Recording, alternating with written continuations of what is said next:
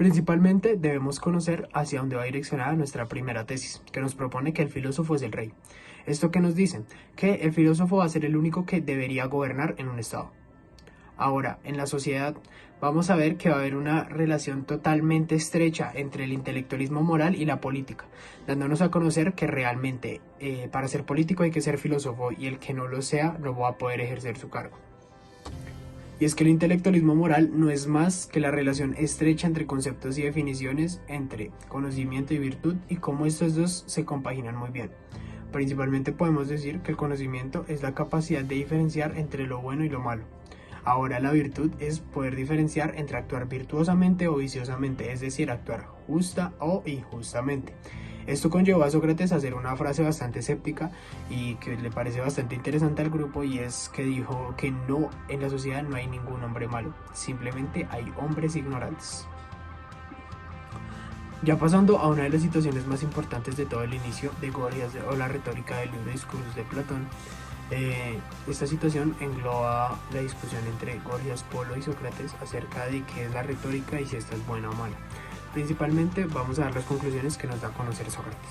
Primero que todo, él dice que para él la retórica no es un arte, sino es una rutina, y esta es remedio de una parte de la política.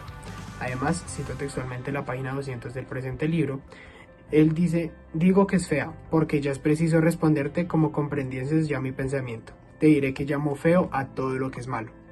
Entonces, en pocas palabras, quiere decir que la retórica es mala. Y algo bastante importante, haciendo la analogía con la adulación, que como él muy bien dice, la adulación se cuida muy poco del bien y mirando solo el placer, envuelve en sus redes a los insensatos y los engaña de suerte que la consideran como de gran valor. He aquí a lo que yo llamo adulación y lo que digo que es una cosa vergonzosa. Además, después de decir esto, muy pocas frases después, dice: añado que no es un arte sino una rutina, afianzando lo que ya habíamos dicho, tanto más cuanto no tiene ningún principio cierto, tocante a la naturaleza de las cosas que ella propone y que pueda servirle de guía, de suerte que no da razón de nada, y a lo que está desprovisto de razón yo no lo llamo arte. Es decir, que hay una relación totalmente estrecha entre la razón y el arte para Sócrates. El objetivo hacia el cual debe estar dirigida su conducta, encaminando todas sus acciones y las del Estado a este fin, que la justicia y la templanza reinen en el que aspira a ser dichoso. ¿Qué podemos sacar de esta frase? Bueno, de esta frase se puede interpretar en el caso político cómo el hombre deberá encomendar sus acciones siempre buscando el bien. Y asimismo, la justicia y la templanza llegarán si es que este hombre querrá ser dichoso.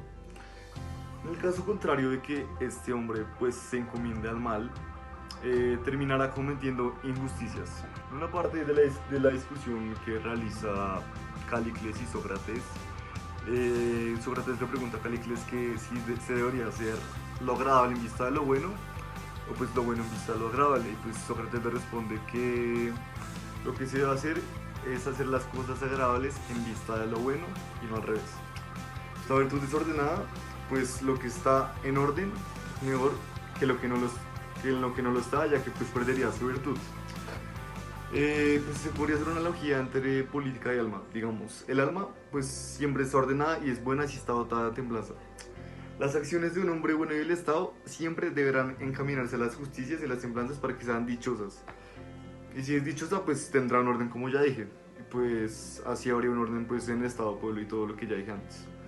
La virtud es conocimiento y pues el vicio es la ignorancia. Acá ya entra el intelectualismo moral en la política. Ahora bien, ¿pero en qué consiste la teoría 2? Lo que nos dice la teoría 2 es que no debe existir una relación necesaria entre la moral y la política. Para esto lo voy a explicar con 3 autores: Maquiavelo, Jürgen Habermas y Karl Popper. Para iniciar la explicación de esta teoría 2, iniciaré con el austríaco Karl Popper. Karl Popper, en su libro La sociedad abierta a sus enemigos, afirma la tesis ya planteada, que no debe existir una relación entre la moral y la política. Popper afirma en este libro que lo que queremos y necesitamos es moralizar la política y no hacer política con la moral.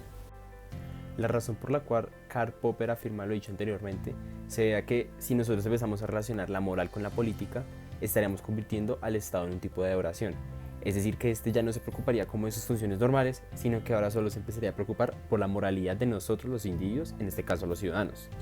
Es por esto que Popper afirma y concluye que es mejor que la moralidad del Estado sea controlada por los individuos y no a la inversa, que la moralidad del individuo sea controlada por el Estado. Para explicar la teoría entre la no relación de política y moral de Maquiavelo, les propongo que nos imaginemos el siguiente contexto. Para entender la teoría de Nicolás Maquiavelo, tenemos que entender el contexto social en el que se encontraba. El contexto de Nicolás Maquiavelo era alrededor de los años 1530. Era hostil, dominado por los imperios y la religión predominaba en casi todos los aspectos. Por lo tanto, Nicolás Maquiavelo, en su obra escrita El Príncipe, nos da a conocer más su pensamiento y su debate, que en este caso es la no relación entre la moral y la política. Maquiavelo escribe acerca de la política como si fuera un fin, convirtiendo al poder en ese fin. Maquiavelo da 4 apuntes a la teoría política moderna, de las cuales para este trabajo solo nos interesan 2. El primer apunte que da es que ya es una distinción clara entre iglesia y política, es decir, lo que se conoce actualmente como el laicismo, en donde ya la iglesia no va a tener nada que inferir en los asuntos gubernamentales de cierto territorio. Y el segundo apunte que da Maquiavelo es que él dice que el objetivo de la acción política es la obtención y la conservación del poder. Otra de las personas que defiende la teoría de la no relación entre la política y la moral es Jürgen Habermas. Jürgen Habermas, en una entrevista para el diario El País, a él le preguntan sobre cuál es su opinión respecto al presidente de Francia, Emmanuel Macron, y pues que este sea una persona filósofa en el poder. Como tal, Habermas responde que él admira a Macron de la manera en que él ha llevado a Francia ante las políticas europeas, mas no lo admira porque sea un filósofo en el poder. Y de ahí se puede sacar la frase que él mismo dice, abro comillas, por Dios, nada de gobernantes filósofos, cierro comillas. Ya pasando a las consecuencias malas o buenas que nos puede traer la primera tesis, como primera mala podemos decir que el orden consta de la perfección exacta en la correlación de todas las cosas del cosmos, por lo que si no hay orden en el mundo, como dice Sócrates citando a Anaxágoras, todas las cosas estarían confundidas y mezcladas y no se podría distinguir los alimentos malos de los nocivos ni los que prescribe un médico a los que prepara un cocinero. Esta analogía hace referencia al hipotético caso en el cual el cuerpo dominase al alma y tomase decisiones sin la percepción de la misma, lo cual ocasionaría que todos los individuos obrasen por el placer que le pueden causar sus acciones, convirtiéndose a sí mismos en personas viciosas y haciendo que la sociedad tome la misma característica. En pocas palabras, esto ocurriría si la gente confiase plenamente en la retórica y en la adulación, y esta fuese la única fuente de conocimiento para la población.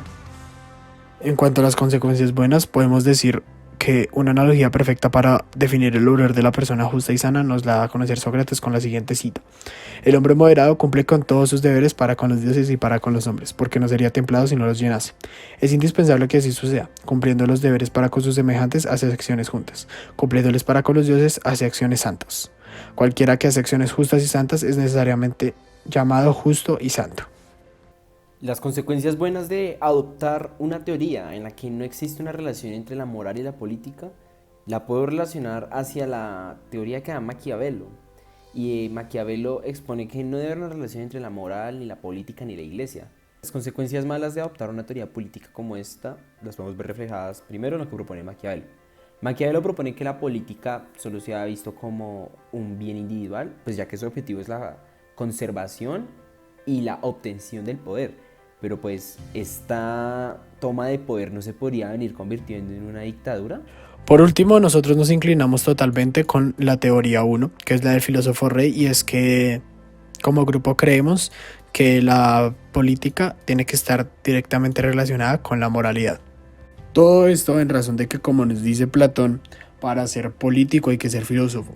Cuando tú eres filósofo, obviamente tienes que filosofar y por ende entras en un campo de reflexión y de amor a la sabiduría, el cual te permite conocer lo bueno y lo malo y diferenciarlo. Diferenciar también lo justo de lo injusto y por ende vas a obrar justamente al conocer las diferencias entre ambos. Además de ello vas a ser virtuoso. Como nos podemos dar cuenta, estos conceptos están totalmente ligados al intelectualismo moral.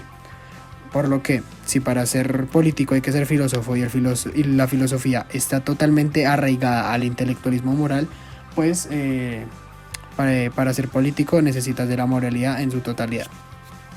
Por eso, en nuestra opinión, cada político debe ser filósofo y debe conocer totalmente a su cultura en la que ejerza su cargo gubernamental. ¿Por qué? Porque como bien sabemos y como bien podemos afirmar, el filósofo se adapta moralmente a su cultura. Cada cultura tiene distintos pensamientos morales, como por ejemplo, en Colombia está mal matar una gallina torturándola, pero de pronto en África eso está bien como sacrificio a alguno de sus dioses. Simplemente es una diferencia de conceptos por diferencia de culturas, y el filósofo o el político se tiene que adaptar a ello. Todo esto sin sobrepasar los límites éticos universales que van en contra de la violencia humana y sobre todo de una sociedad inestable. Teniendo esto en cuenta, podemos afirmar que el filósofo va a ser el único que pueda llevar a la población al bien. ¿Por qué? Porque siempre va a saber lo que es bueno y malo para la población. Y a pesar de que al darle el poder al filósofo se pueda interpretar como caer en las manos de lo que él pueda interpretar como bueno o malo, si subió al poder siendo filósofo político de esa cultura es porque está arraigado a los pensamientos morales de toda la población. Así que no subió solo por su pensamiento personal, sino porque compartía pensamiento con gran parte de la población. Además, hizo uso de la democracia, que es bastante importante en todas las sociedades de la actualidad.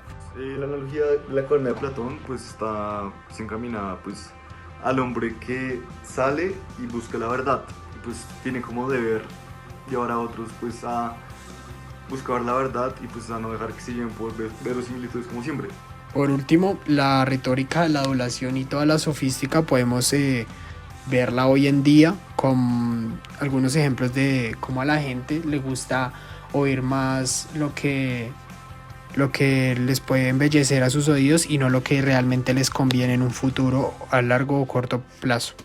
Así que por ello Sócrates creo que se empeñó mucho en decir que los oradores, al juntarse con los jueces, hacen que la política pierda su horizonte y trata de falar la labor de todo retórico y de sofista, porque hacen que la población desconozca lo bueno de lo malo y por ende empiecen a actuar injustamente e ignorantemente. Lo que buscamos como grupo es que existan los consensos entre población y los gobernantes para que no haya una separación de ideales o de conceptos, y pues lo cual puede provocar situaciones como la que se está viviendo actualmente en el paro nacional de nuestro país. El paro nacional se debe a que los altos mandos del poder no escuchan a la ciudadanía colombiana, y nosotros como colombianos estamos a la expectativa de lo que este grupo de trabajo considere bueno o malo para nosotros. Y pues como bien se puede ver, el presidente no está haciendo la labor de reflexionar como lo haría un filósofo, y no se encuentra en la actitud de debatir con la ciudadanía para así llegar a un consenso de objetivos y por ende llegar a una solución que nos favorezca a todos y no a cierto grupo de personas, como lleva ocurriendo lamentablemente en nuestro país en los últimos 20 años. Finalmente, como grupo, la solución que le podemos dar a lo que se viene afrontando en nuestro país y aplicando la teoría del filósofo rey es que el gobernante sea un filósofo rey, pero que éste tenga la capacidad de escuchar al pueblo sobre lo que éste piense de lo bueno, lo malo, lo justo y lo injusto.